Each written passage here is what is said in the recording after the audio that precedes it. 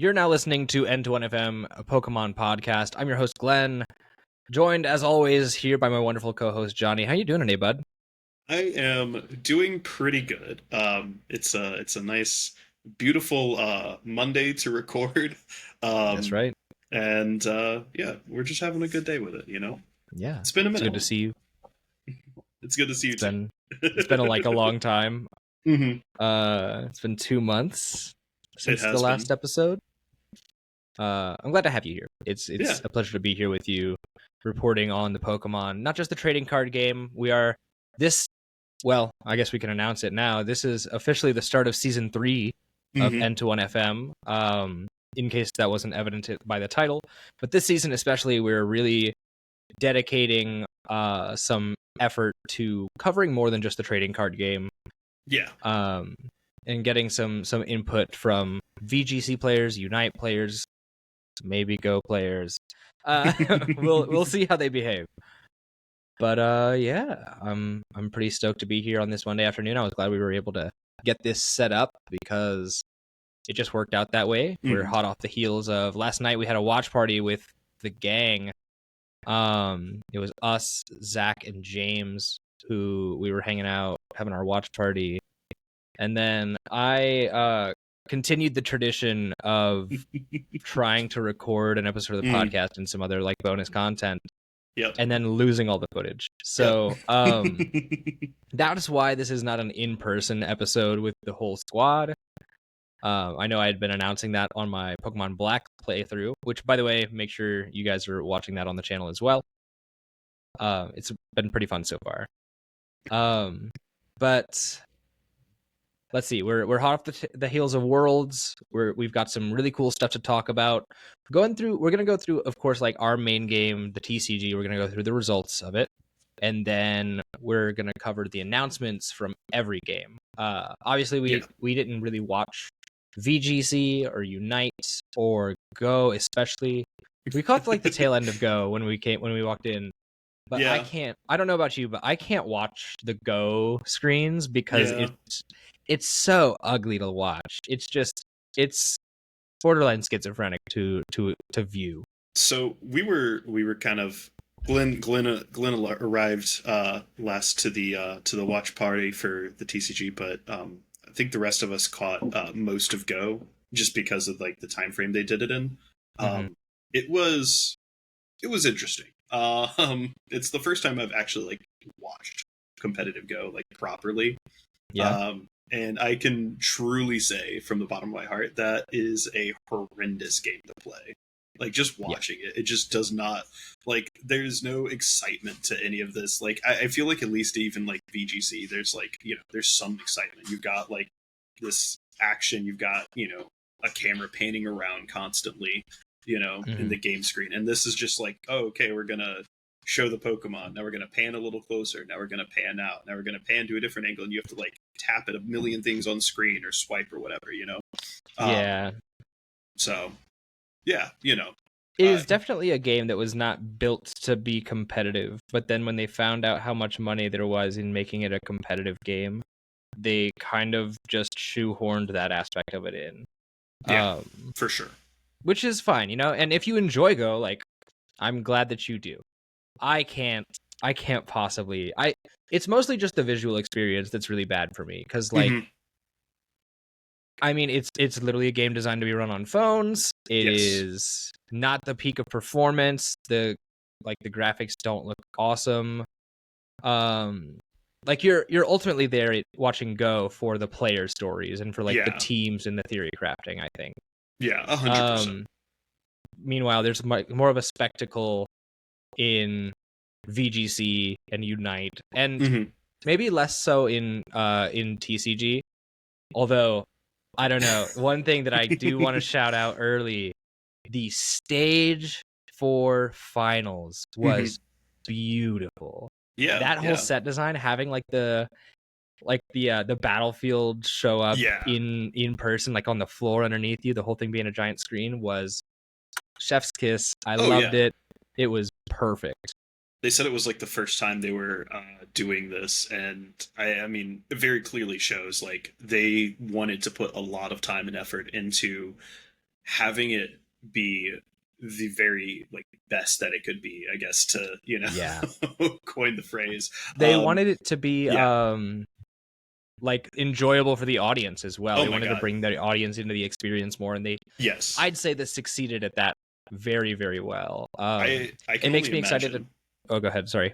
Oh, I was gonna say I can only imagine like being there in person had to So have sick. been an insanely cool experience just to like Yeah. see all of that happening, because I think that's one of the biggest things from a live standpoint, right? Like if you're playing like at regionals, you when you're watching everything going on, you're standing there and it's just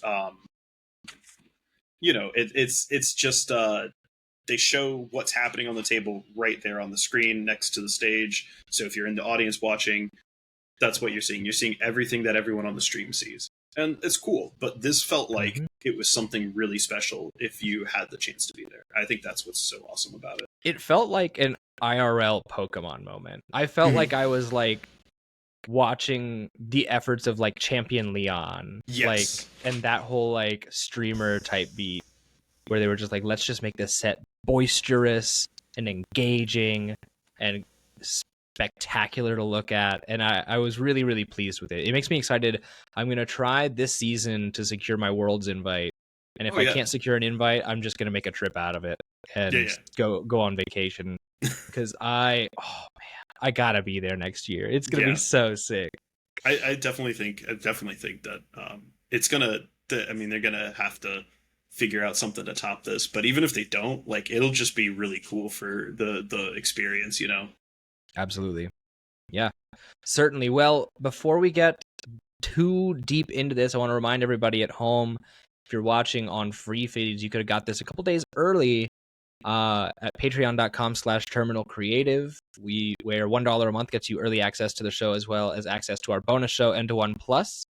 $5 a month will get you early access to the list of our guests for the month and give you access to audience participation, where you can write in a question for our guests or for us to be read on the show.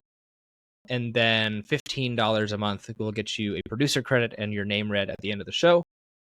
That is all available to you over at patreon.com. We're working on filling it out more, especially with this season being brand new, adding more to it as we go. I think I mentioned on the episode of Summer Break that I did with Henry Cortez that I might not have to roll out the changes a little slower than I anticipated, but that will be because, if you haven't noticed by now, I've moved house. Lots of changes have taken place, and we won't harp on them too long, but like I've moved. Johnny's daughter is now in the world with us. It has Mm-hmm. been a busy, busy summer, so a lot Oh of the yeah. changes that we wanted to have launch today didn't quite pan out that way. So thank you for your patience with us, and we hope you enjoy the stuff we have coming down the pipeline.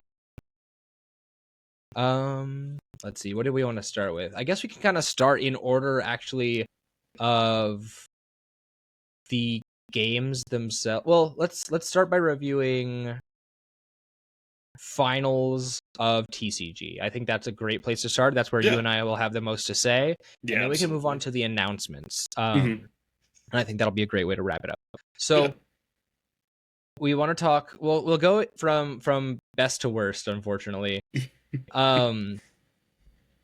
We'll start with talking about juniors finals. Talk to me about these juniors players and the decks they played.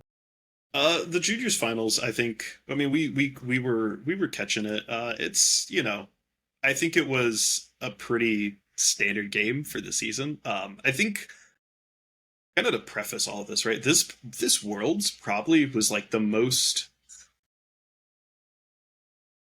I don't know, the most fitting Worlds that I've seen, I think, in a little bit. And granted, like, I mean, it's this is a lot of new stuff for me still. This is only the second Worlds that I've really like locked in and paid attention to. Um, but in terms of like stuff that's kind of been around for a while, this Worlds I think highlights a lot of that really well, right? We saw in juniors finals Dragapult Dusknoir versus Raging Bull. In the seniors finals, that might have been the most like new decks we've seen.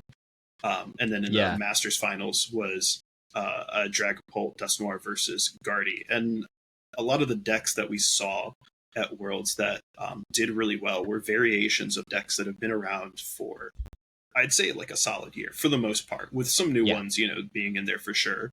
But, we saw Charizard Pidgeot come back and do exceptionally well in this tournament, even if it didn't make it all the way. There were plenty of really good Charizard Pidgeot players. Across all divisions. Yeah, between all the divisions, Golden Go has once again highlighted itself extremely well. We saw, Raging Bolt just be Raging Bolt again, with new tricks up its sleeve, with the new cards that have come out for it. Dragapult, once again, dominates with another variation of it that's closer to like the original variations of it than ever before. And Gardevoir once again does what Gardevoir does. It survives 2 rotations and still dominates the metagame entirely. So I think like in terms of a Worlds that highlights what decks we've seen throughout the season, this one has probably done it very well in terms of it being a spectacle of like, oh, this was a really cool thing. Oh, that was a really cool thing. Maybe not so much. I think a lot of us don't like Raging Bolt, and with these juniors finals, like it was just kind of Yeah, well, so I actually have I've changed my tune a little bit about how I feel about Raging Bolts. Okay. At least in these finals, right? That's so and I think it'd be fun to try and pilot the deck as well, because obviously you have a very high skill ceiling. I don't like to praise Raging Bolt, but it wouldn't be performing so well if it didn't have a high skill ceiling. Otherwise it wouldn't be able to hang with Gardevoir. Like, I think adding the baby ancients in there has really given that deck some room to breathe. Yes. And make itself an actual force instead of a meme. Like, I remember seeing like the meme when Atlanta was coming around. And it's like, oh, I found the spot for all the Raging Bolt players together, and it was the coloring book corner. But nowadays I've changed my tune a little bit. So what I admire about this deck is, first of all, I love the Noctowl engine. I love just the inclusion of the baby ancients. Also, baby Raging Bolt is exceptional as a card. It is so good. Insane. And it really showed itself in finals, right? But what I wanted to talk about is the spectacle, right? We in Masters miss this kind of stuff. Raging Bolt is exciting to watch. If nothing else. Like, I think that's fair. I go back to like something that kind of is important to remember when Sword and Shield came out, like, is that the reason for some of the design flaws with the game was that we were just coming off the pandemic and we had to get a big viewing online in the live stream scene, and that's why things were always so good. You ended up getting like your Arceus V-Star, you got your like Palkia V-Star, you got your Inteleon engine, you got Mew VMAX, right? Mew VMAX, as broken as it was incredibly fun to watch. Oh yeah, because absolutely. It's like, oh my god, is he gonna get it? Okay, he got the pieces to get one more fusion strike system. He can still get a couple more cards. He's gonna flip heads on this Cramomatic. Oh my god, it's heads. Like, and then you get a lot of those moments where you're getting an exciting hit of like, oh, that's cool. He's taking a game action that's unlikely or had like struggled to get there. And that is something that Raging Bolt does well. You get a lot of those opportunities for little pieces of excitement. Especially this build with the Prime Catcher. I think that's standard for Raging Bolt now, but like, just I haven't seen anybody use Prime Catcher, and it's cool to see be present, right? I think it's been pretty standard for a while. They might have switched away from it for a bit, and if they did, I certainly wasn't playing it at the time. Sure. I don't hate the deck. It does a couple of things very good actually right now. It used to do one thing very good, and I think we've seen pretty much. I think we've seen it evolve into maybe something that is worth giving a second glance now. It does a couple of things. I would try to play this. Yeah, absolutely. The baby Raging Bolt gives it a little more depth, where suddenly it's not, just all right, let me rush to get 2 energy onto my Raging Bolt and like 2 more into my backline or 4 more into my backline so that I can start discarding energy and cascade 2/2/2. Now it's like, oh, the metagame is slower. I have the time to carefully, set up and pick a snipe off of, my opponent's Pokemon. And being able to snipe with a one prizer Ralts is so good play. too. Yeah, yeah. They have like 1 Ralts in play. Maybe I can take the snipe on that, and it's like now it comes down to like okay, is he going to get the stuff off of Sada that he needs? Is he going to get that 1 energy switch off of the attach Teal Dance? Yeah, he's gonna get the Teal Dance hit. Is he gonna get the stuff he needs? Exactly. Is everything in there for the Noctowl? How's he gonna thin out the deck? And that is where I think the deck has grown the most, which is cool to see. It's also nice to see that Raging Bolt is $73 as a deck. You can go out and get this world champion deck for less than $75. Yeah, so it's super economical right now as far as decks go, and I think like the most expensive stuff in it are things like the bolts and Pheasantipity. The Night Stretchers, actually. Yeah, that's true too. Night Stretcher, and Pheasantipity are absurd. Also, to be fair, like the prices we're looking at are definitely like inflated TCG player prices, where they're going off of like someone who's selling it for like a $2, $3, $4 markup because they think they can get away with it, and not like the market price that has it like $5 lower than what it's listed here. Right. This is definitely like an economic deck. This isn't, you're not having to shell out $100 to get this because it's got like a million like got a lot of EXs that you want, or that everyone wants. Yeah, it's got commons. It's not an EV deck, that's for sure. Jeez, yeah. But yeah, I just wanted to point out that real quick. Talk about my change of tune on Raging Bolt. Juniors finals was interesting. Like it was fine. Ultimately, we just saw Baby Bolt get used a lot. I definitely recommend going back and watching that game. Yuya O's opponent didn't exactly get the best setup in either game. No. But it is still noteworthy that like something like that happened and he was able to capitalize on it really well. And even through a couple misplays, these juniors were able to have a back and forth and do well. But I want to move on from the juniors because the rest of the juniors was crazy. I mean, there's a wall player who got 4th with Melodic Farigiraf, and that's interesting and super cool. But there are more interesting things to talk about, like in seniors, where 2 things of note, right? First of all, Gabriel Fernandez getting dethroned, or not dethroned, but like just barely missing the world championship win. Yes. When he, after coming off of just an incredible season from him, played N Zoroark with Toadscruel and Monkey Dories and no Darmanitans in it, which is just such an interesting take on the deck. I think when we were testing for Atlanta, we tried a build similar to this with no Toadscruel. Well, granted, back then Golden Go wasn't as big. Yeah. But with we tried like just straight up Reshiram and Pecharunt and the Binding Mochi.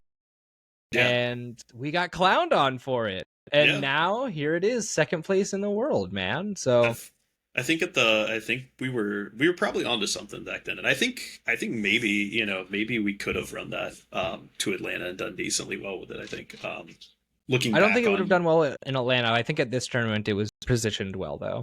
I don't know. Well, okay, I'm going based off of at least my matchups. I had some weird ones, to be fair, and I had some unfavorable ones, and I think like if I had that deck, I definitely think I could have gotten some earlier wins and maybe had a better standing, but I don't know. That's maybe just me inflating myself. Yeah, who knows? But Gabriel Fernandez lost to a really interesting deck that I think is so corny. Oh yeah. This is a Golden Go Joltik box, and I'm at a loss for words. This seems putrid to me. I cannot possibly imagine playing a deck like this. It runs 4 Gimmighoul, 3 Golden Go, 2 Genesect, 2 Iron Hands, 2 Joltik, 1 Latias, 1 Miraidon, 1 Pheasant, and then Fez and Pikachu. So I guess the premise, right?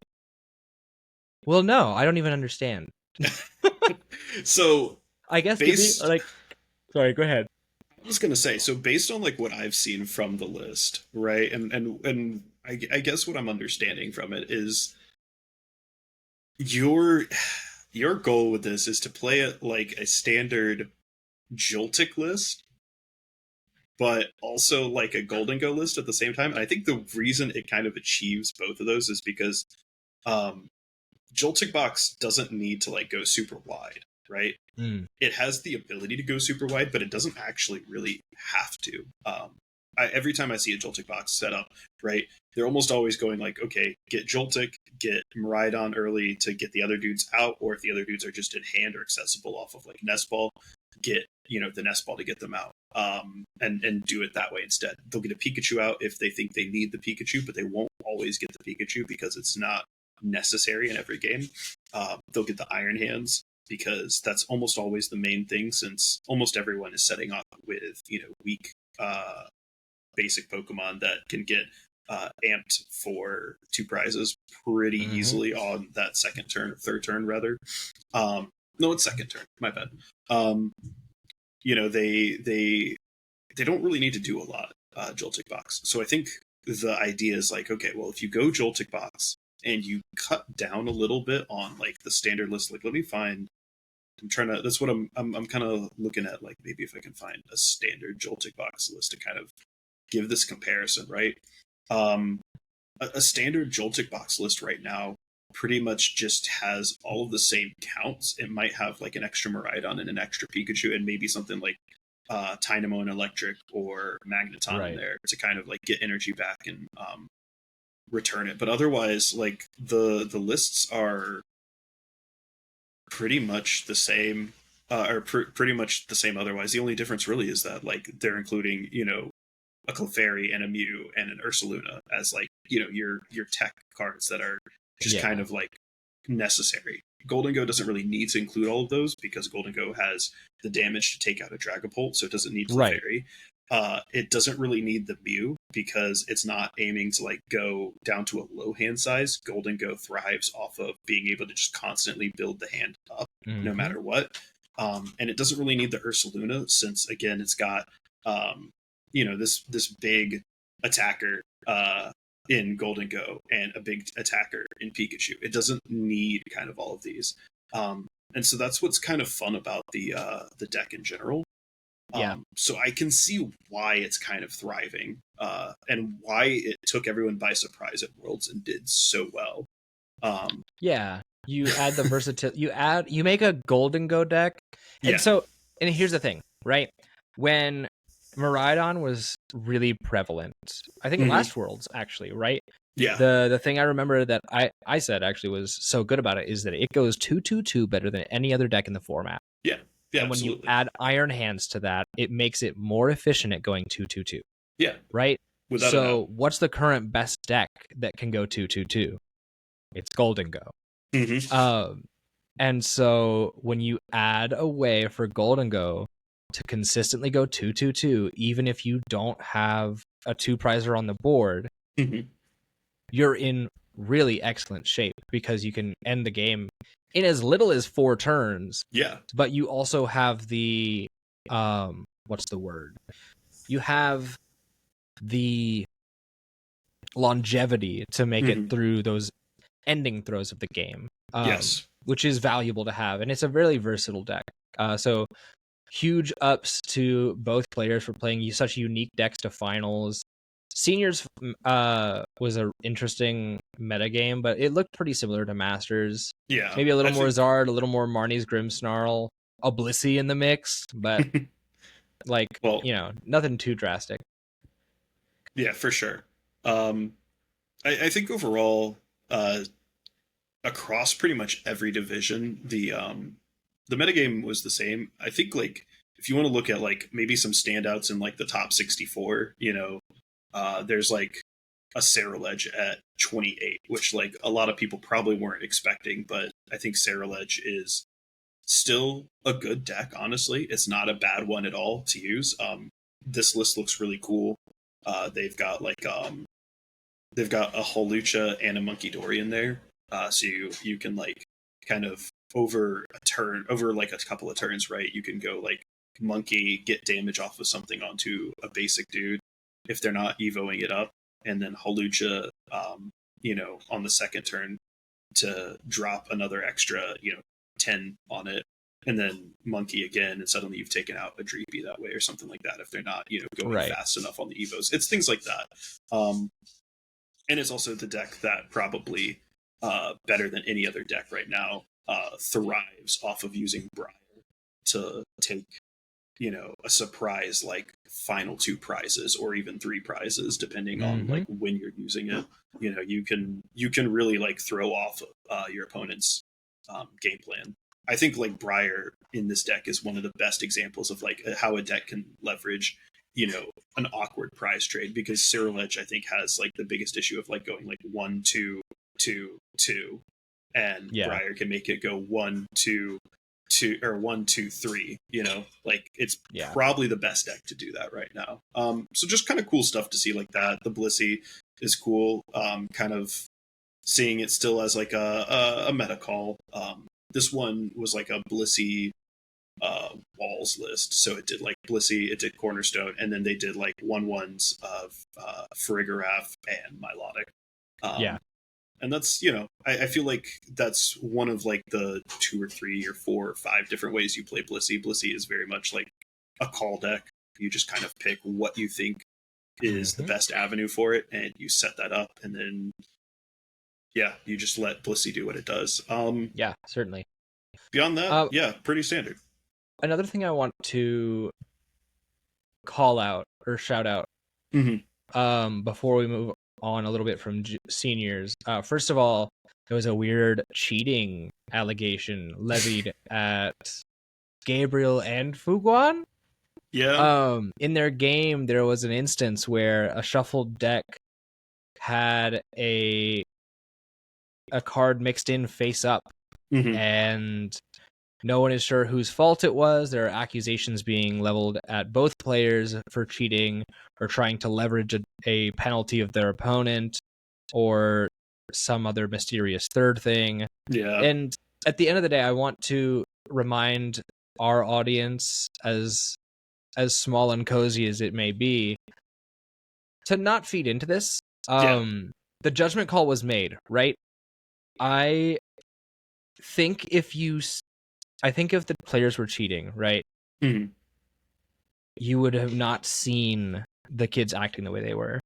No, because those kids are smarter than you think they are. It is it is disrespectful to just assume that they would have no idea that their opponent is cheating. And instead, like, they would know if your opponent was deliberately cheating. I think it's very, as someone who has studied card cheating, right? As evidenced by, you can't see my like magic books in the background. But maybe you can on the widescreen, but not in the preview. A lot of the times it's difficult to do with sleeved cards. So and it doesn't do anything but create outrage when you level serious accusations like that without any kind of grounds for it, right? Because at the end of the day, first and foremost, you don't have any evidence one way or the other. I saw all the replays.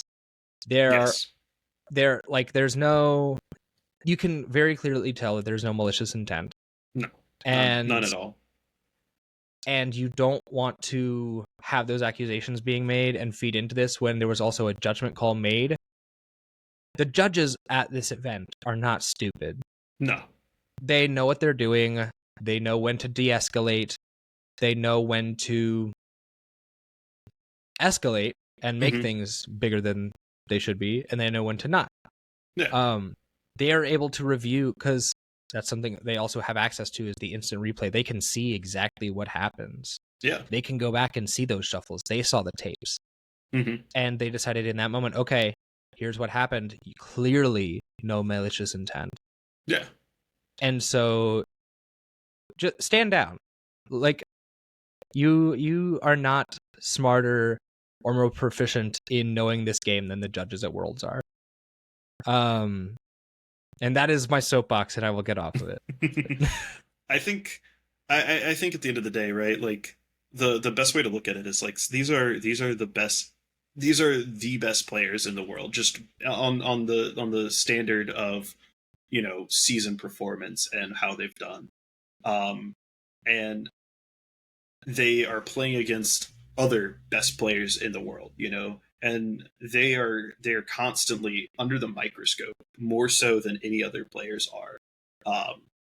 And I think, like, you know, if they really felt like they needed to cheat to take the win, I think that would be something they would just I don't think that idea just crosses their mind at all, right? Like, it's never going to enter your mind to like try to cheat to win when you are at this high level of the game, you know, because there's no, it's just not, there's no point to it, right? Like, you're just that good. You're just that good at finding your way through the game, and it would be silly to like try any other way to throw this off, you know, especially of all things in like the first round, you know.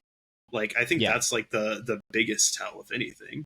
But regardless, it having watched it and looked at stuff kind of in replay, it just doesn't look like anything happened. It just looks like, it simply looks like you know, Fuwon simply looked at some cards that they needed on a deck search. They identified a card that they needed. They realized they needed a different card. They grabbed the different card off the deck search and placed the previous one back in the deck and started shuffling the deck. And I think somewhere in that, the card may have gotten flipped upside down accidentally when put back in the deck, because they had identified a card and then went back before the shuffle and identified a second card that they wanted instead. And then after shuffling, it passes to Fernandez, and Fernandez goes and Fernandez shuffles. And in the replay, I know some people have pointed out, oh, well, it looks like you can see it face up in his hands while he's shuffling it, you know, at one point, if you're looking like closely. But you have to remember, and I think most people who play this game and play it, you know, religiously, you know, you have to remember, like, when we're shuffling, right, and especially with like low card counts in your deck left, you know, like 10 or less, you're not really looking at these cards while you're shuffling. You're looking at the board state, you're looking at what's in front of you, and you're figuring out your path forward. You're not told not to look at your cards, because that's how you avoid having a judge called on you. That's how you mitigate that. Yeah. And so Fernandez does that, places the deck back in front of his opponent. His opponent goes and uses Golden Go's drawing coin bonus. There we go. I don't play the deck side. Golden Go's coin bonus, draws 2 cards, and the third card on top happens to be the face-up card. Superior energy retrieval. At that point, then we can say, okay, well, what's the issue? The cards face up in the deck. How do we mitigate it? Well, first we look at we look at how many superior energy retrievals were in the discard. I think at this point there was 1 in the discard. There was 1. We know that Golden Go's, and I mean, looking at the list, right, there's 4 superior energy retrieval in the deck. So even if this one was the face-up card, we know that one of the drawn cards and or cards left in deck could be any of the other 2 superior energy retrievals at any point in time. So one revealed doesn't really reveal deck information in a way that's like detrimental to the game. It's not like it was the last piece and suddenly it reveals. And even if it was the last piece, it doesn't really reveal anything anyway, because these cards were already drawn off the top, right? These cards are already revealed in that order. The rest of the deck could be, I mean, in my opinion, and this is coming from someone who doesn't have judging experience, but has the experience of like at least seeing these kinds of situations play out, the deck could just be the card, turn it over, shuffle it up, issue a warning. That's it. And you keep the 2 cards that you drew off the top. Which is what they did. Exactly. It's exactly what they did. And the card that he needed happened to be in one of the 2 that he drew off the top anyway. So yeah. Well, and again, know your place, right? The judges know what they're doing. The players know what they're doing. Let's just drop it. And I think that's all we'll do. We'll say for the rest of that matter. I want to move on to a couple of more things. Yeah. I want to get to much cooler thing in seniors, I think. I'd like to issue congratulations all at the same time because there's a lot of things. That's fair. So, that's so fair. Okay. First, because also the Masters finals is kind of a sad, like a lower note. And while we're already kind of in the weeds here, we can just talk about like finals for me. And I could totally be like, it could just totally be an us thing, a localized issue. But this was the least inspiring finals for me, maybe ever. Yeah. The finals was Riley McKay on Gardevoir versus Justin Newdorf on Dragapult Dusknoir, and it was exactly what you think it was. It was a long series of games where like it was exactly what you can expect from a Gardevoir versus Dragapult list. Which is disappointing because we all were expecting, oh man, like this is kind of the tournament. There's all of this Golden Go. It's going to go faster. There's going to be an exciting gameplay to watch. There's people teching in Zoroarks and like people trying out new stuff like Marnie's Grimmsnarl, some Terrabox talk coming back. Yeah. And yet still we get to finals and it's the two most boring decks to watch. Yeah. Just continuing to do their thing. Now that is not to dig at the players. The players are obviously excellent at piloting these decks. It's more a critique of the state of the game that I don't enjoy watching this gameplay. I was so completely checked out of finals. And I wasn't excited because I also don't know either of these players. So it didn't there was nothing interesting about the players. There was nothing interesting about the decks for me specifically. So I didn't care for it. Yeah, I don't know. Do you have anything to say about that, or have I covered it all? Because I really would like to get to the more fun stuff. I think you more or less covered it. I mean, I was looking at what these players were kind of doing in the past, and I mean, Riley has 2022 and 2023 season standings that were all. I don't want to diminish his achievements because I think these are still day 2 placements at big tournaments. And, well, clearly a good player. Has definitely has a history with the game. Certainly not a bad player at all because I haven't gotten any of these and they have day 2'd multiple times. So yeah. But and again, it's not an indictment of the player themselves. This is my critique explicitly on the finals match as a game to watch. And maybe I just wasn't in the right headspace, but no, I think overall it's fair. It was just kind of the most average semifinals I think you could expect for the season. It was the best finals, the most average finals for the season, most average semifinals, most average finals. It was the best deck versus the best deck each time. Pretty much. And the semifinals was kind of a lot of the same. The best decks versus the best decks. There was some interesting stuff in Top Cut in general. We got to see things like a couple of Zoroark lists come into Top Cut. We got to see some interesting Golden Go builds in Top Cut. But I think overall, finals, just kind of didn't really do a lot for us. And I think for a lot of other people, I know that the sentiment is going to be, a lot of people groaning and sighing and saying, well, Gardevoir did it again. Well, Gardevoir is broken. Please ban something or other. And it's First of all, if you're calling for bans after seeing Gardevoir continue to perform well, shut up. I think the thing we can say about it more than anything really is just Gardevoir is just a good card. And I don't think there's anything wrong with a good card finding its place through multiple rotations, it's not a sin for a deck to be good. I think people have this notion that once rotation happens, we should stop seeing certain decks because stuff is rotated out, so clearly the deck shouldn't be good anymore. And I don't think that's a fair way to look at it, because at the same time, a lot of the same people will turn around and you see these posts. I'm gonna call it out call out like the Reddit posts and everything, you'll see the same exact people turn around and start asking, well, is there something I can fit into this? Is there, what do I replace this with? This card, X card is rotating, and I really need Y card for this deck. And it's like the most mid, whatever deck that just is like, okay, well, I guess, like it's your fun deck, and that's fine. But I don't think it's fair to say, to ask for a replacement for something in your fun deck and then complain when a good deck has solved its way through rotation and gotten to a new way to build it, Yeah. And yeah, I'm totally with you. I think a lot of it stems from maybe the philosophy that's kind of instilled in us as Pokemon players, right? It's definitely like a monkey's paw moment where we're told like, oh, I want to be the very best, like no one ever was, as corny as that is. And then we're like, well, the best players are all doing it the same way. So, and so it feels bad to be like, well, I want to kind of carve my own path. And it's like, well, you carve your own path in the way that you play, not in the deck that you play. Yes. It's important to not be a hipster about it, to just be serious. If you want to win, play a good deck.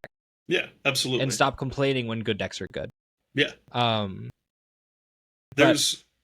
I think I totally agree with you. I think because I found myself in that hole for a long time where I was like, no, I want to play this interesting deck that makes me seem smarter and cooler. Oh yeah. Like when I was playing Rapid Strike Box. And that's cool, and you can make a meta call for like a locals or for like a regional. But when you want to see the top level of play and you want to see performance at the top level of play the best decks. Yeah. Absolutely. And there's several you can choose from. You can choose from Gardevoir, Raging Bolt, Dragapult. You could have even done Golden Go. Like these were all any four of those decks, and those four decks are mostly very different. Yeah. So there's ways to have an interesting deck. You just need to grow up and play one of them. Yeah, absolutely. There's Dang, we're 2 for 2 on soapboxes today. Oh no. I mean, it's just like we're not stuck in a bad meta where there's not a good spread of things to play. There's definitely a lot of good things to play. You can definitely play a lot of cool cards and still play a meta deck. Yeah. It just let's not pretend this is Silver Tempest, guys. Yeah, absolutely. We're not stuck in Broken Lugia territory. We're not. It's not even like G-Drago from like 6 months ago. You know, we're in a good space, right? We're in a healthy meta, I would even contend. Yeah, absolutely. Probably one of the healthiest in a long time. Yeah, I'd say so. And it's it just amounts to trying to find something that clicks with you that is really good if you want to stick with that. As far as like complaints about them TPC printing stuff, well, there's I'll get to that. There's complaints there for sure. We will definitely see we'll get those. To that, I'm sure. But I think like a lot of that comes down to like to a degree, it's like, yes, they are printing stuff that's really good right now and seems absurd because we're going to get, another broken tool. People said, oh, well, Drifloon, why? I saw a post like recently, someone asking like, why did they print Drifloon? Was it meant for Gardevoir, or was it just, its own thing? And it's like, no, they printed it at the time that they printed Drifloon. It came out in the same set as Gardevoir EX. It was very clearly meant to be a partner for Gardevoir EX. But at the time, Shining Arcana Gardevoir was the way to play that because it was just better.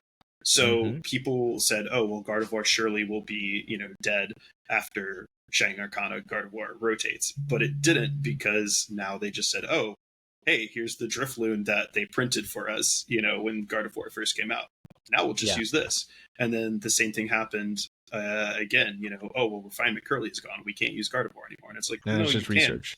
Now you just play the deck the way that everyone else plays a setup deck. You just research or Arvid. It's one of those two. It's like it was just an absurd idea to think that you shouldn't use the tools that they intended for these cards at the time. It is a ridiculous notion that he would be like, I want to play something different. It's weird. Why can't I play the Arvin's Mabostive card in Guard of War? Why can't I do that? Oh my god. Well, because that would be stupid. Yeah. Play Drifloons and Screamtails. Yeah. I would like to move on to more positive topics of discussion so that we can get away from this negativity, so that we're not just known as the whining and complaining Pokemon podcast. On a lighter note. Yeah. On a much, much lighter note, I am thrilled to congratulate a couple of people for myriad reasons. First of all, and maybe not foremost, these are all equally valuable and different achievements. So, first up on the docket, Joseph B. from our locals. One of the best players I've ever interacted with. It also fun to play against. He's a goofball kid, and he plays really well, and it's hard to mix those two things sometimes. But he does it well, and he's exceptional to interact with and play against. Yeah. Joseph B. took home 4th place in the world from the Charlotte area with his Golden Go EX deck, and I am so happy for him. I'm thrilled for him and his family. I'm proud of him as a player. It is a scary season this season because he is a master now. And I know that his skill is only going to go up because he's only going to play more good players, and he's only going to make the players here even better. Yeah. Huge W for everybody involved, especially him who actually did get the 4th place finish. I'm very confident he could have taken it all the way. But he played against Gabriel Fernandez, who had plot armor, so it is what it is. But congratulations to Joseph B for a 4th place finish. Yeah, absolutely. In seniors, and I look forward to seeing him as a Masters player. Another really high placement that our locals group got, Preston Rutledge, who we had on the show a while back, got 25th in Masters with his Gardevoir EX deck. I've had less time to interact with Preston, but from the time that we have spoken with him, he's a cool guy. Yeah. He obviously keeps it lighthearted, but he's a very talented player. And he showed up at Worlds, got 25th on the planet, guys. This isn't an IC. This is in a more metaphysical way. This is on the planet we live on. Yeah, he is the top 25th. He's 25th on the planet that was able to attend this event. So shout out again to Preston Rutledge, and then history made as Piper Lapine comes in at 7th place. She is the first woman in 15 years to make top cut. Yeah, absolutely. Worlds. Amazing. Awesome to see more representation coming in into top cut and just see the expanse of players doing so well. Yeah. Piper Lapine is also just one of my favorite players. She's so awesome. Watching her play talented. Is amazing. Yeah, truly. And she also got robbed when she did lose, but I don't want to get negative again, so we don't talk about that. 3 gimme ghouls in the friggin' prize cards, dude. Call that gimme gate. That's messed up. Yeah, that's rough, man. But yeah, super excited to see that. I hope that this will inspire more women in the game to try their hardest and to really, really pursue those victories and know that they are equal to male players, right? Yeah. And that's something that we don't talk about it a lot, but there is a quiet air of misogyny that does surround the Pokemon TCG space and most TCG spaces. Yeah. So seeing a woman perform this well, being able to inspire other women to try hard and perform well is inspiring and exciting. Absolutely.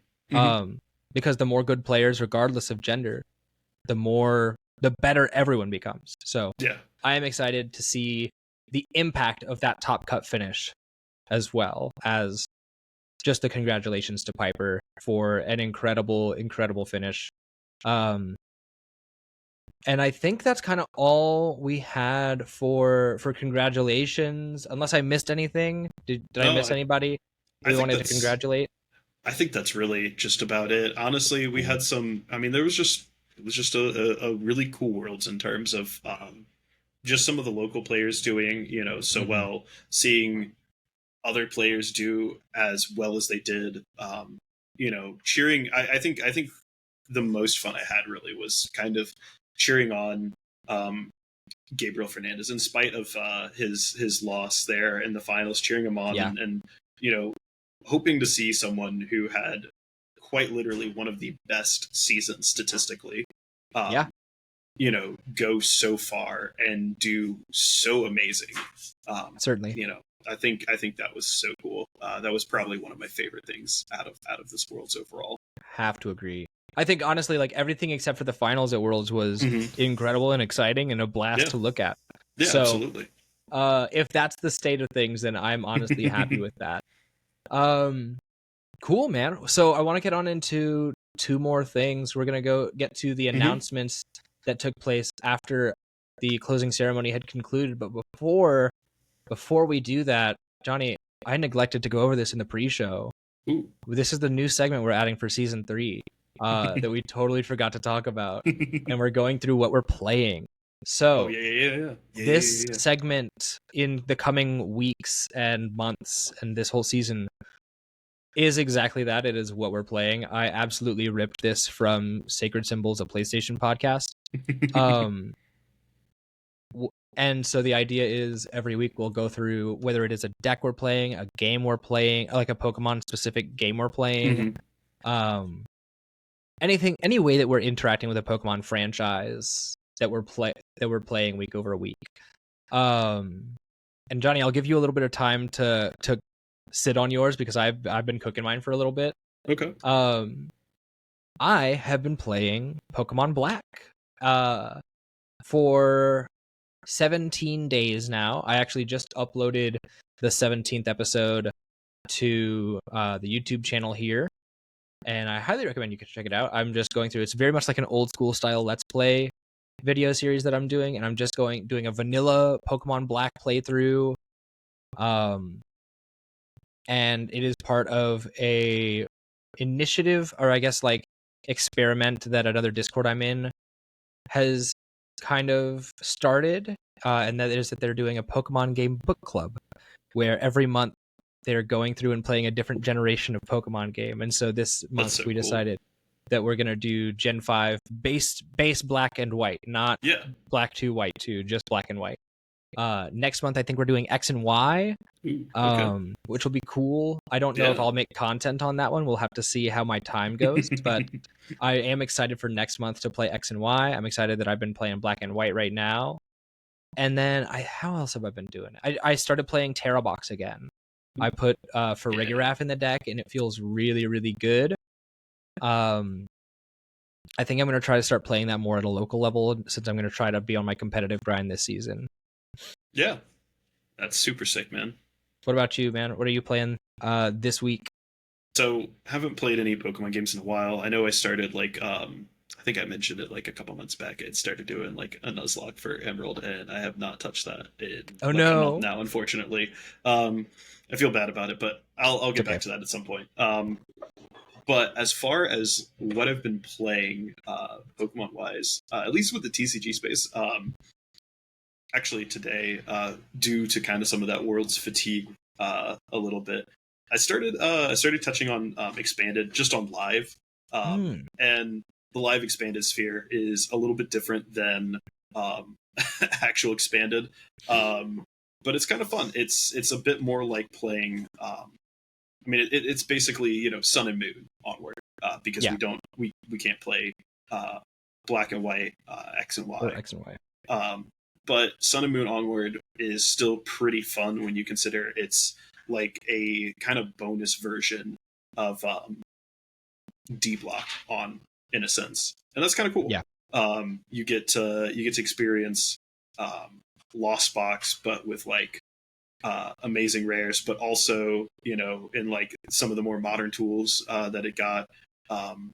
No Scoop Up Net, unfortunately. Scoop Up is still banded and Expanded, but the deck doesn't need a Scoop Up Net. Scoop Up Net would just make it even more absurd. Broken. Yeah.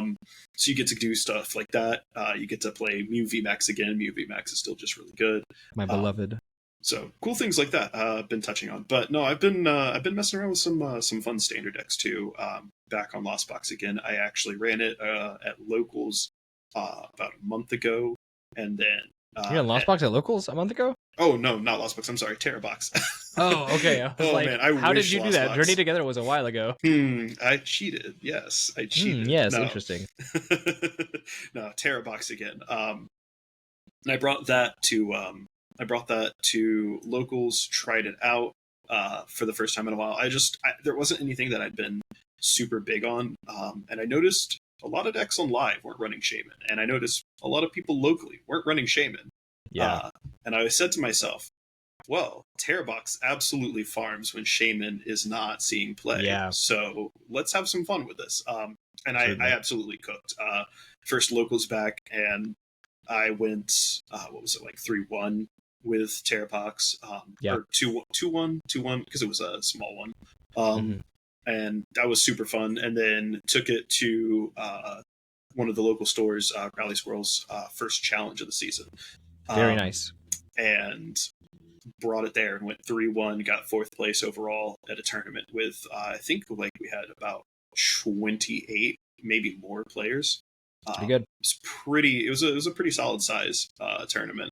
And yeah, just tons of fun with it. Absolutely super fun learning how to like relearning the deck and learning how to like navigate your way through your matchups, and had a lot of fun actually solving some matchups. I think like one of my favorites was I had a pretty pivotal moment where I was basically I had to take 2 KOs or 2 prizes or lose in a Grimmsnarl matchup, and I was like 1 card away. No matter what I did with like a Noctowl play or something like that, I was 1 card away from like a Pikachu KO into a Grimmsnarl that already had 2 damage counters on it, you know? So it just felt like really rough. And then I like look at my hand a little bit, I look at my discard a little bit more, and I realize, oh, I've got Iron Bundle and discard, and my opponent has all single prizers on the bench, and I still have a Wellspring Mask available. So I was like, yo, let's go for this. So we stretcher for bundle, push the Grimmsnarl onto the bench, and then we set up for a snipe again, because again, so good. No Shaman in play. It was absolutely just probably one of like the coolest moments I've had with this deck. I feel out of a lot of cool moments, this one just felt so good to pull that play off. So I've been having a lot of fun with it. And like you, I recently put the Farigiraf in. Kind of still testing that out. Good card, especially while Shaman's not in the format. Yeah, well, Shaman not being played. Yeah, well, Shaman's not being played. It's really good. A lot of Guardy decks aren't playing Shaman, and so Farigiraf actually helps solve that Guardy matchup quite a bit, since it gives you a solid Dark type attacker. And it lets you, do something again like that Iron Bundle play, or even like a Boss's Orders, pull up Gardevoir, punch into it for weakness, and throw that 30 onto, a Screamtail or something like that that's got damage counters that you can KO, and you're suddenly taking 3 prizes. Like, that's really cool. Yeah. And then it's just another way to kind of solve things like the like the Bolt matchup, which you have a rougher time with, and Terrapagos isn't always the best answer for. It's also actually a super good way to help you out in that Joltik box matchup now. With Joltik box, you can just dirty beam the Joltik as well. Yeah. 2 birds, 1 stone. Yeah, it absolutely helps you out a lot there. So I think it's a really, really cool tool for the deck. Certainly. Yeah. But had a lot of fun with it.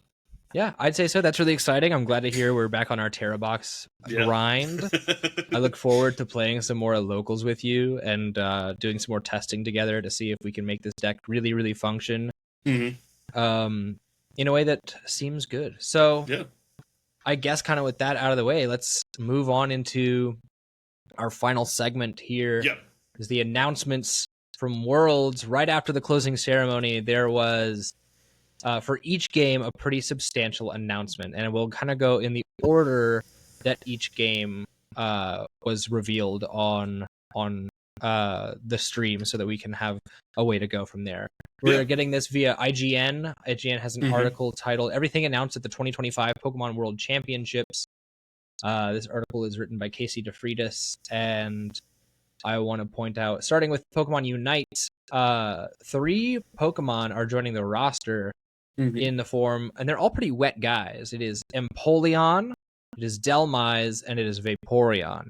Now, I know the natural inclination here is to target the Gooners and tell them, hey, stay away from that dog. And that's what I'm going to do. I'm going to tell you absolutely. freaks to leave Vaporeon alone. Yeah, absolutely. Chill out. Also, Empoleon coming to the game is so hype. So unbelievably hype. I'm a Gen 4 truther. I love Empoleon. So I'm super stoked to see that come to the game. I hope its kit is cool. Dhelmise, I don't really have any feelings about. Do you have any feelings about Vaporeon, Dhelmise, or Empoleon? I haven't really played a ton of Unite. Haven't had a chance to play a ton of it. That's fine. But I just mean like as characters. Oh, as characters, I think though, like I like the inclusion of all of them. I think the Vaporeon, when they were showing it off, it showed the Vaporeon standing with all the other EVs in the game, and I believe that Vaporeon actually does round out all the evolutions for Unite, which is really cool. It's nice to see that they've included that, if that's the case. If they haven't and I'm lying and spreading misinformation, then joke's on everyone. But no, we're stupid. Flareon is not in Unite. Jolteon is not in Unite. Well, I don't think. Is Jolteon in Unite? I don't know. No, it's not. Jolteon, Vaporeon, and Flareon are not in Unite.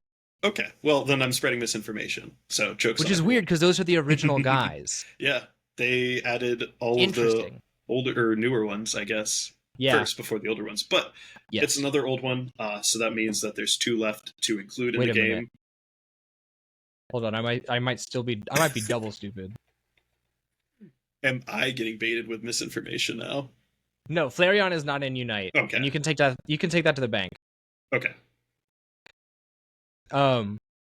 Sorry, I cut you off. What were you saying? No, you're good. I was just saying, if it is the last one, that's cool. If it's not, then hopefully it means that they'll include some more. You know, it's always really cool to certainly hope so. Expand that roster. The only other thing I like Empoleon. Empoleon's a cool Pokemon. I'm not like super strong feelings about it, but it is a cool Pokemon. It's part of the Gen 4 trio, and Gen 4 had some really cool Pokemon. I don't think I've went 3 for 3, baby. Those. Yeah, absolutely. I actually really like what they showed kind of with Dhelmise. I like the idea of like Dhelmise in the game, just because it's like they showed it.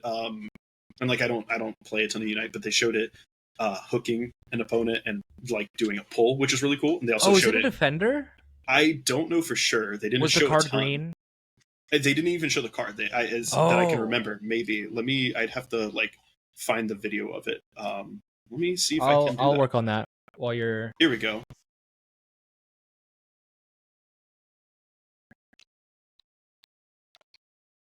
Riveting podcast. I'm literally watching it right now. So fun for our viewers, I'm sure. I'll pull up the Nintendo Life. Here we go. It's doing its thing. The Dhelmise is on a. Still waiting for the color. No, it showed purple. It showed purple. Okay, so it's an all-arounder. Yeah, that's but I like the idea of that, because it also wasn't just hooking and pulling to it. It also showed itself hooking to an opponent and pulling the rest of itself to the opponent. So I like the idea of like having a mobility base, like a Pokemon, like a character, I guess, that has kind of a self pull and also an opponent pull. It can move itself relative to its opponents and move its opponents relative to CC. Itself. Yeah, absolutely. I love that in like these kinds of games. Even if I don't play these kinds of games a lot, I really like the idea of having a character that can do both. Having played, plenty of spent a few years playing Overwatch and being terrible at it. I'm so sorry. I still like the idea of like having a hook that pulls opponents, or having a movement based ability that moves you to opponents. And I think that in like the same character is really powerful and really cool. So I want to be on the record here and state I found the information. Empoleon and Dhelmise are both all-arounders. Vaporeon is actually a defender, which is interesting. That's cool. But I feel like that matches up kind of well with like fact that like it's in the games. It's always been an HP based Pokemon. Its best stat is its HP, and its special attack and its special It's a defense. I believe tanky guy. it's always been kind of a little bit of a tank, and I like that. Mm-hmm. So cool stuff there. Excited. Oh, also starting September 4th, Groudon is taking over for Rayquaza at the Sky Ruins for the last big enemy in the jungle in the central area. And instead of giving you the normal buffs, it will give you an attack boost and a goal scoring speed increase. Yeah. But if the opposing team knocks you out, they steal that buff from you, which is an interesting bit of counterplay that is not currently present with Rayquaza in the game. Yeah. So that's exciting. I'm into that very much. I think it's cool that Groudon is getting included.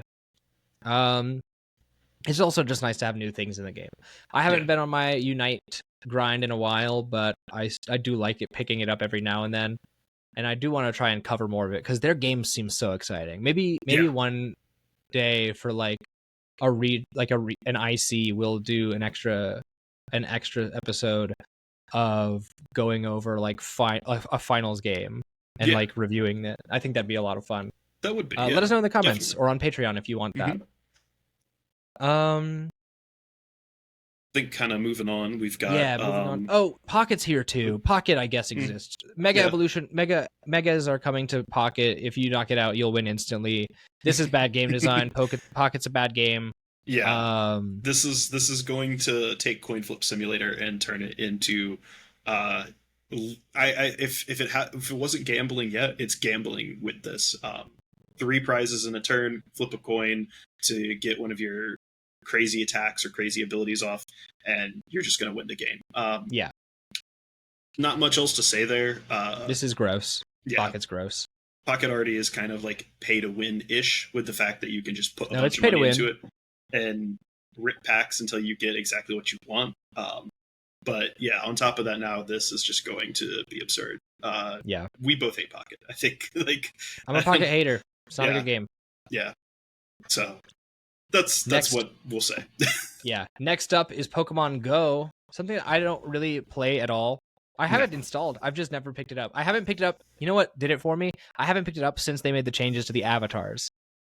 Oh, I didn't even know they changed avatars. They made changes to the avatars, and they look horrendous. I have not touched it since the summer of 2016, so... Yeah. Well, Eternatus is going to begin appearing, and this is a great opportunity for Pokemon Go players to get their hands on Eternatus. The finale will be taking place of this event between August 23rd and 25th. It's an unticketed event. There's just some cool stuff you can do. You can catch Dynamax and Gigantamax Pokemon and Eternatus, and it's a really cool chance to get fill out your Pokedex, get some. I don't know if there's restrictions on high level Go play, so I don't know if Eternatus would be available on any teams, but if that's something that would be good for you, try it out. Yeah. That's really all I have to say for Go. You have anything to add to that? Not much. It's cool. It's cool to see new content. That's about it. Yeah. And then we'll move on to our last 2 big ones. I want to start with TCG, and so that we don't make it the last thing, so that we have a reason to hurry up, because otherwise we will talk about this for far too long. Some big reveals came from the Pokemon TCG. Mostly stuff we've seen before. It is more we had more art revealed than cards.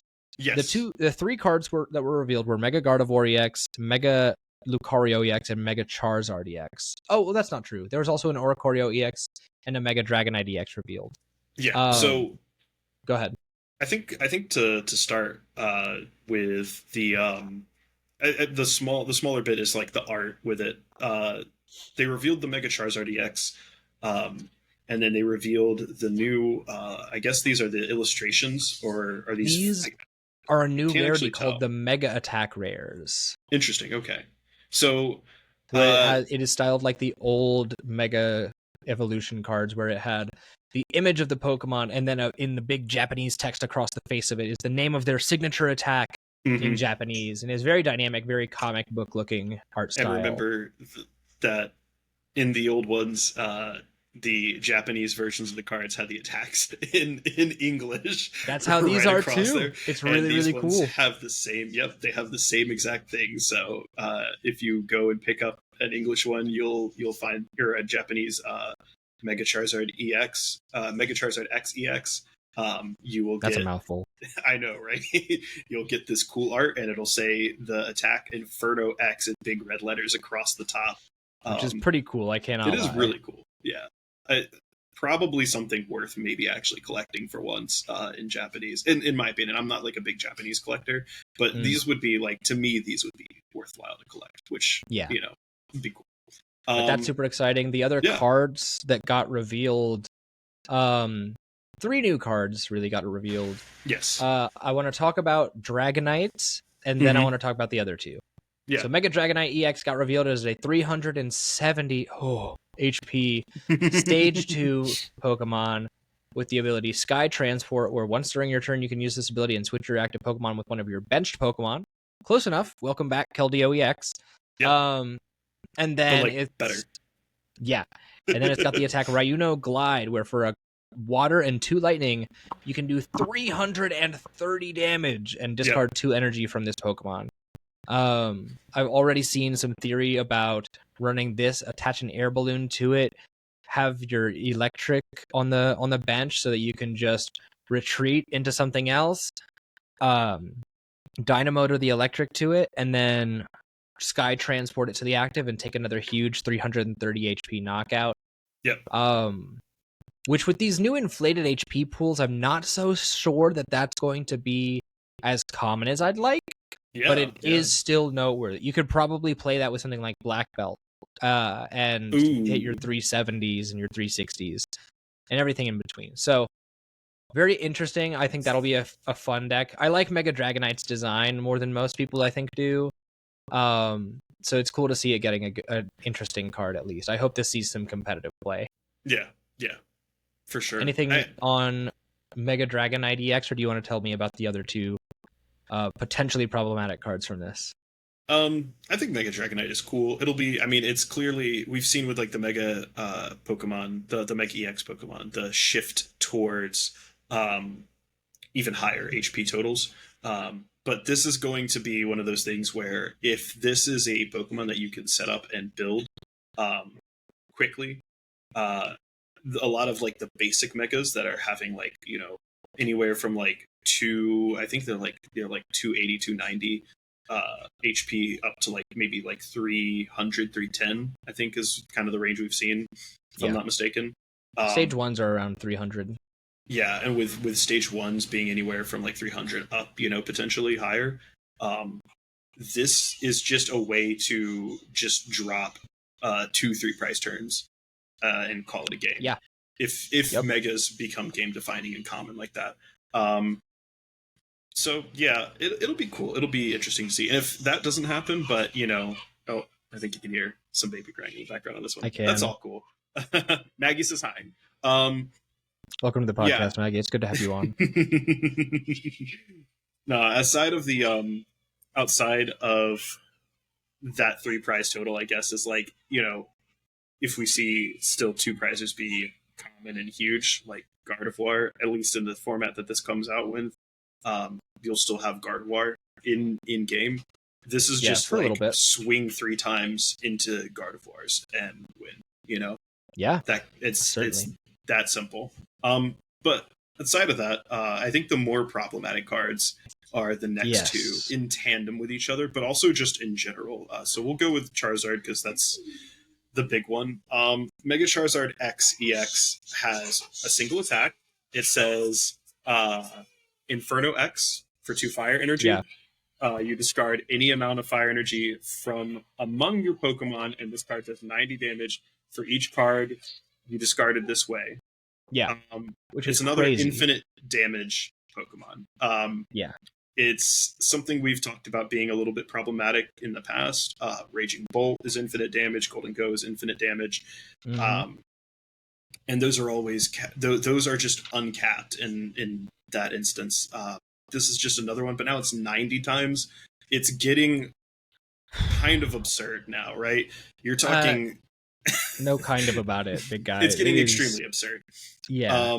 Yeah. This is already like drop 3 fire energy off of any of your Pokemon in play, and you know you're blowing up literally every single I think almost every single stage won EX, right?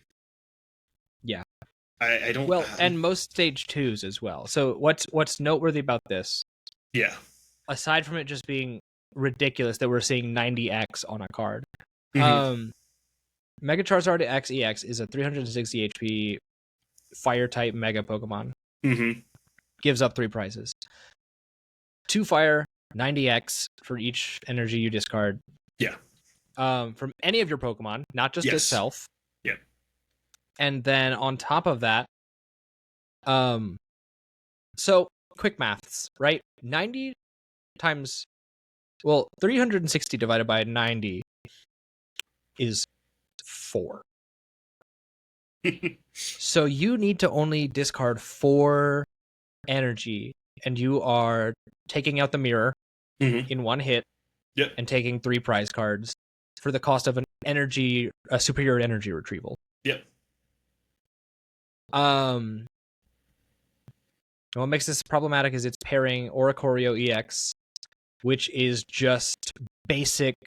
It is, as often as you like during your turn, if you have any fire-type Mega Evolution Pokemon EX in play, you may use this ability, attach a basic fire energy card from your hand to one of your benched fire-type Pokemon. Yep. It builds itself. This is a Silver Tempest Lugia situation where, here's the natural partner. Like, you don't have to figure out the combo at all. It's literally the attacker, the supporter. Yep. Which is disheartening to see. I think it's really gross. Also, Embor just came out, dude. Why can't we just have Embor be in the game? Yeah. This card would be exceptional even if it was just Embor. Yeah, absolutely. But having the 2 prize Oricorio EX, I don't know. It just feels like a bad choice in game design. Yeah, and the worst part really is like the fact that this says, specifically because it says Mega Evolution Pokemon EX, they make no bones about it being specifically for Charizard, right? Yeah. Like there's no hidden agenda. Oh, well, maybe there's a secret, third option. No, this is going to be for Charizard EX, and any other fire type that they include that needs some sort of fire pump.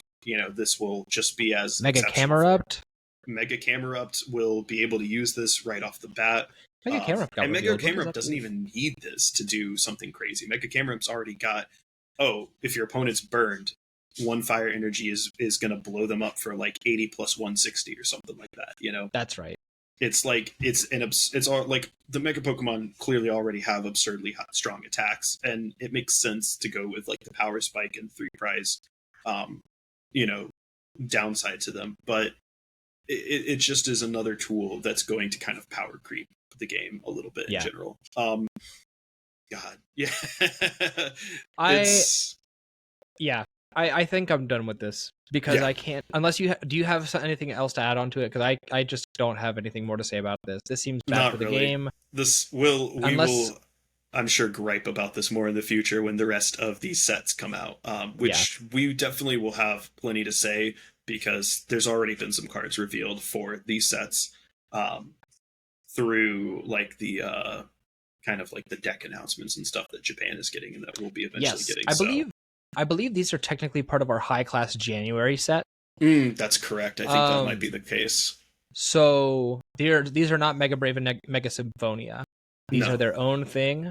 Well, we have one more release between Mega Brave and Mega Symphonia and the January release as well, because Mega Brave and Mega Symphonia are what we're getting in September, and then we do get. So we're just getting Mega Evolution base. Yeah, so we get those will be Mega Evolution, and then November is Phantasmal Flames. I do think these are what's going to be in Phantasmal Flames, along with the Mega Gengar and Mega DNC EX, which we'll probably discuss at some point. Maybe when those full set lists drop. Probably so. I think that'll be when we do that.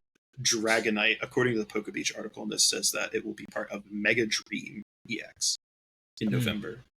So I'm interested. Cool stuff. Yeah, absolutely. Yeah. A lot of cool stuff coming, but I have my concerns, and I'm also tired of seeing Charizard. Yeah, quite frankly. Absolutely. Yeah, no, that's super fair. Especially now that it's getting like an insanely good card after having an insanely good card for almost 3 years. 3 years, you know? Like, give it a break. We get it. You guys like Charizard. Yeah.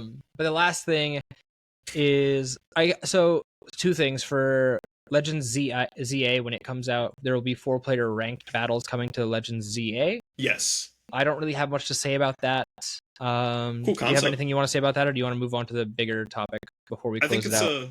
I think it's a cool concept. I'm interested to see how that like works out and plays out. But yeah, absolutely. Sure. I think the Do you have a next one Switch is- 2? I do not have a Switch 2, but I got you. ZA will still be on the Switch, won't it? Yes, it will. I just Okay. was curious if you I'll were just playing be on playing- next-gen hardware. I will not be playing on next-gen hardware. I will be a pleb. Yeah, no, me too. I will be Switch 1ing it unless the Patreon really pops off. So that's okay. I'm excited about it anyways. Something you won't need a Switch 2 though for is Pokemon Champions. You like that Yes. little segue? Technically, you do not need a Switch 2. You can play on Switch 1 and Switch 2. And on your phone. Pokemon Champions is the new client that will be used for all VGC next. I think for Worlds next year. I think I don't know if exactly what the date will be. Precisely when. Oh, hold on. There's another article about it that says Pokemon Champions is set to be released in 2026. Developed by Game Freak. Nothing about a date that it will take over as the primary game, but you'll be able to transfer all of your Pokemon from your games to Pokemon Champions, get your teams in there, and it will be a new, more accessible way to get into VGC and start playing and having a good time and just trying out a new game. I think this is great for the game to just include another way to engage with it without having to spend a ton of money, because VGC has a huge barrier to entry right now. Yes. Yeah, for sure.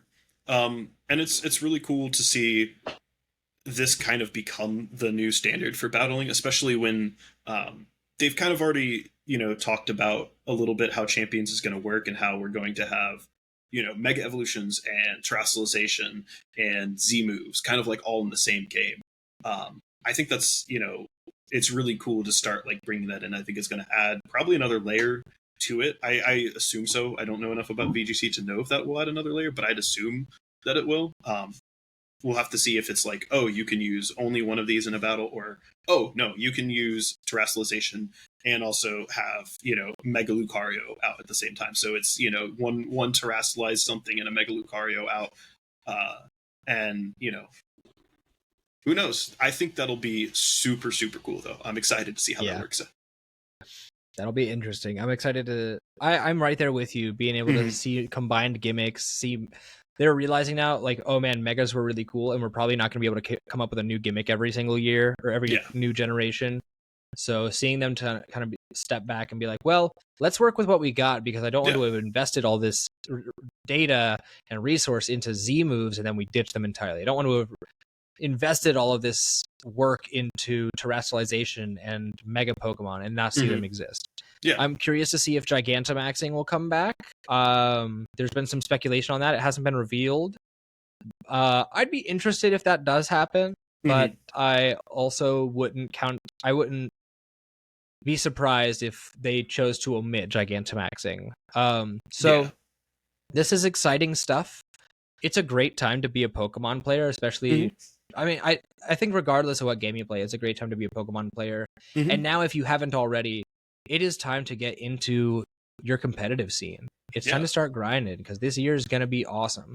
Absolutely. Despite our frequent gripes, I know we complain a lot about things, but it's because we love this franchise. Yeah. So it is worth looking into and getting excited about new things that are fun and cool and powerful.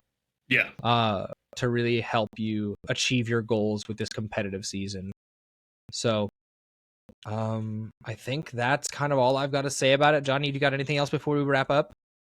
No, I think we've touched on everything. The only other interesting announcement that they had really at the very end was this Pokemon XP thing is going to be some sort of I guess expo that they're going to have alongside Worlds in San Francisco. So that'll be interesting if you're planning on going to Worlds.